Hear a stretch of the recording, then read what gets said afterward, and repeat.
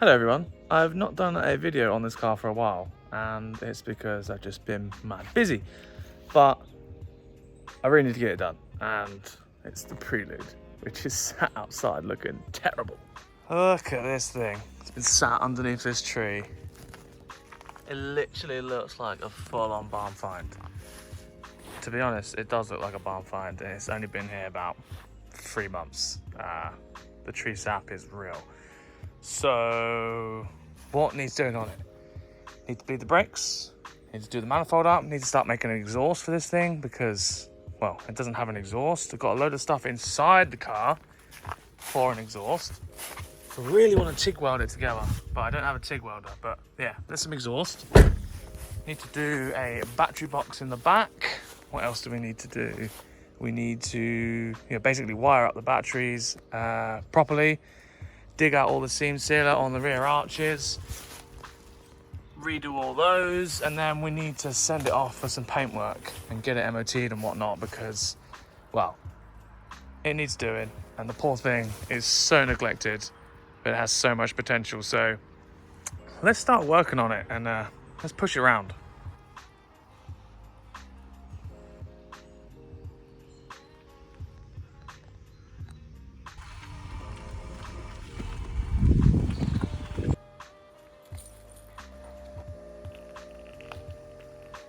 Right, so Prelude's in the workshop right now. Gonna get it, obviously it's off the ground now. Gonna bleed the brakes. Max is over there chewing up the inner arches and get rid of all the old seam sealer because we're gonna give it a coat of new Gravitex.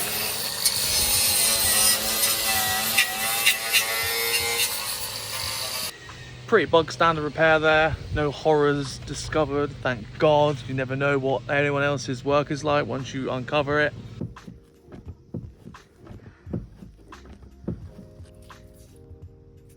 And again.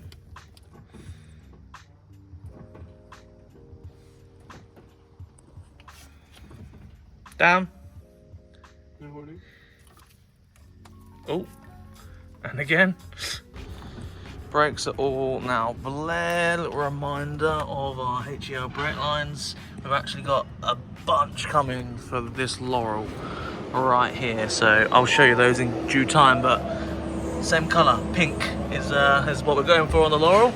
If you remember before, we've had rebuilt calipers, adapters, new discs, chopped the spindles, so they are chopped and about 30 mil, I think.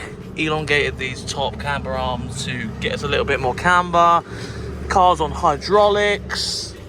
And of course, this is the boot. Now, what we have here is a hydraulic pump, 4 accumulators, and this is basically hydraulics in a nutshell. So what you see here is a lot of wires. Now what we need to do is we need to make a battery box that's going to go here, and we're going to put 2 batteries in here and run the system 24 volts, so the car will go up and down fairly quickly. And yeah, today I'm going to make a battery box for the 2 batteries, either bolt it or weld it into here.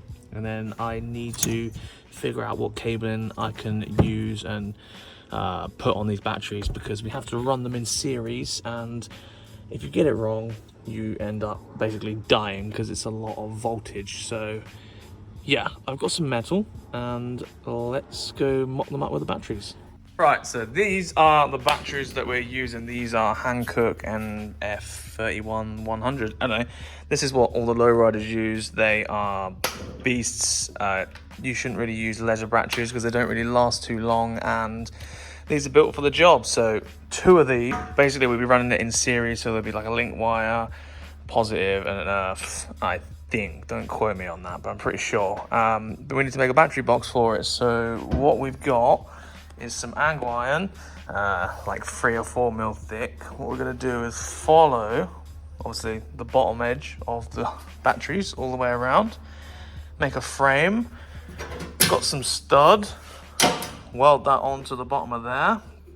Now obviously we need to hold the top down, so we'll get this over the top, drill some holes in it, and then that will hold both the batteries down securely and they won't be rattling around the boot. So let's do some of that.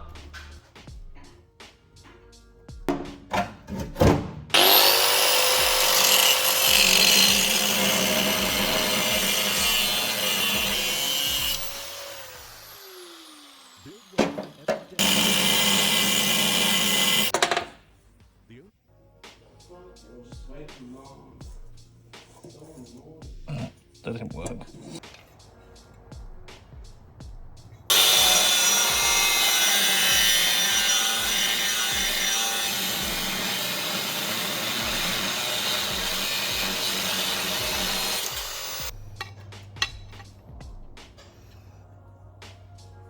Like that. So, all these pieces are cut. Need to basically make sure they're flat and they're also going to fit around the battery. So, what I'm going to do is probably just put it underneath the battery and tack these edges at the same time as them being around there. I'll tack the corners, literally just one tack each corner, because that might be frowned upon to weld onto a battery, but I think I'll be alright. I'm not going to die. It should be okay. I'm not fully welding it, just a tack on the edge so it holds it together. Don't worry, it's not going to explode.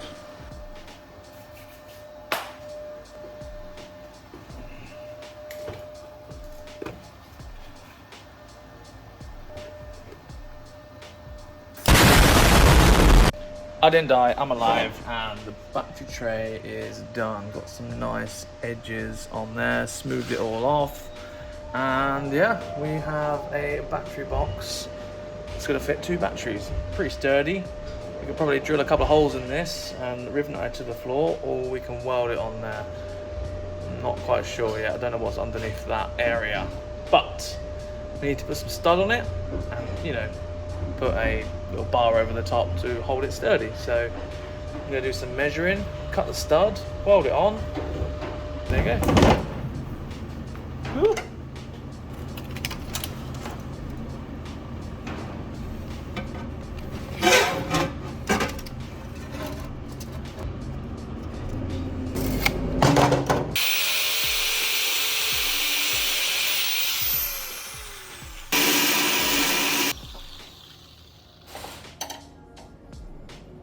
Nice.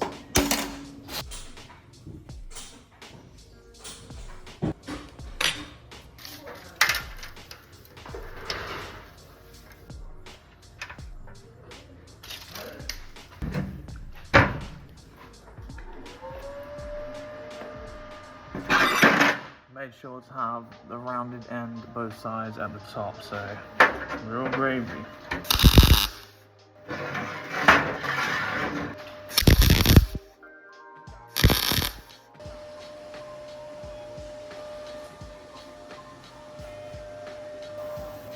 A little trick.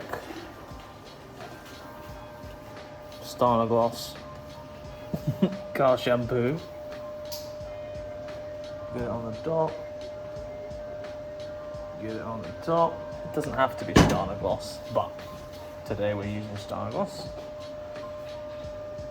because it smells really nice.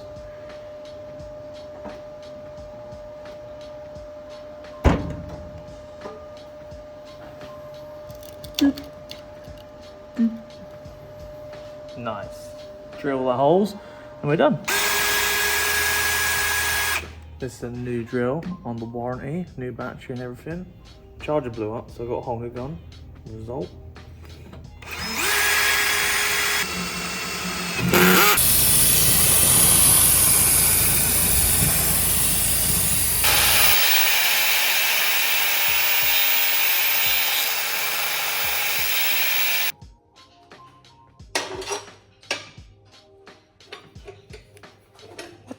What?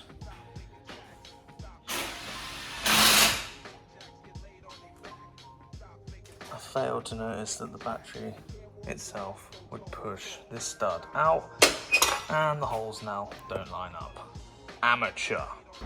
And there we have one fully complete battery box all fitted up and it's ready to go in the car. Now, am I going to riv nut it or am I going to weld it in? Not sure yet. Probably gonna riv nut it in. I'd have thought that if we're going up and down really hard that it would, you know, over time fatigue those riv nuts, but I'm not quite sure if I'm overthinking it or not. But yeah, let's get it in the car and see where we stand. Yeah. And after some gentle persuasion to the boot floor, we have a battery box location, and I've fully decided that I'm going to be riv nutting it. So I'm gonna put a riv nut here and a riv nut here, same again on that side. Underneath is just a heat shield and the exhaust. So yeah, that is where we're going to drill it. I'm going to pre-drill some holes here and here, match it to that side, get it in the car, do some riv nutting.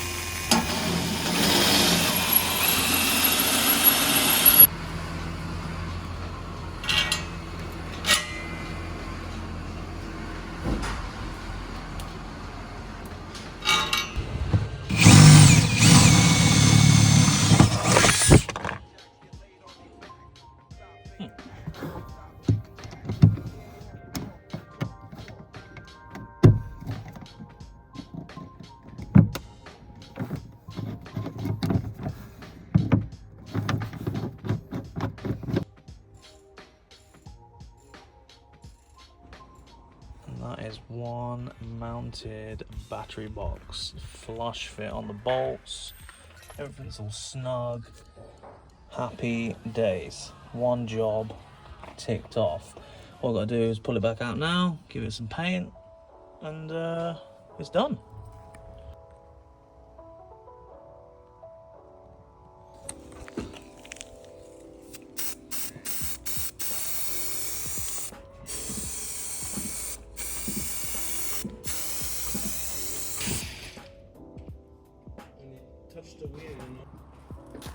And it's parked back where we started, and I've aired it out. Well, I say aired it out, I say that every time. If a car's on the hydraulics, it shouldn't be called aired out, just dropped to the floor.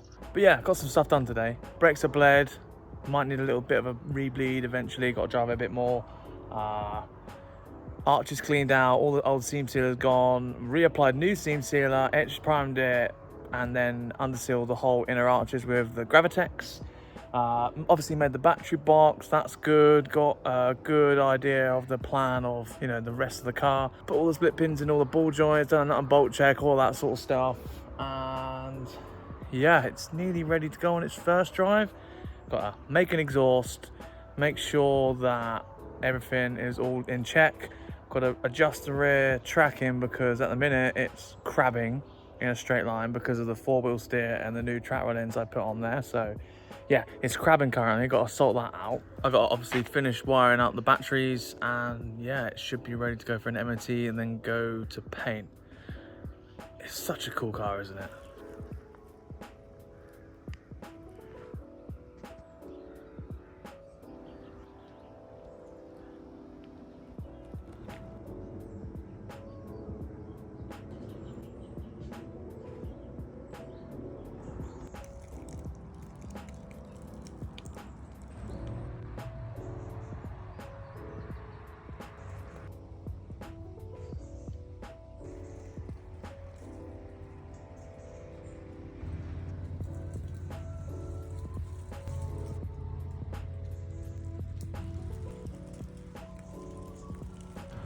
But yeah, Prelude is not neglected, even though it is getting done.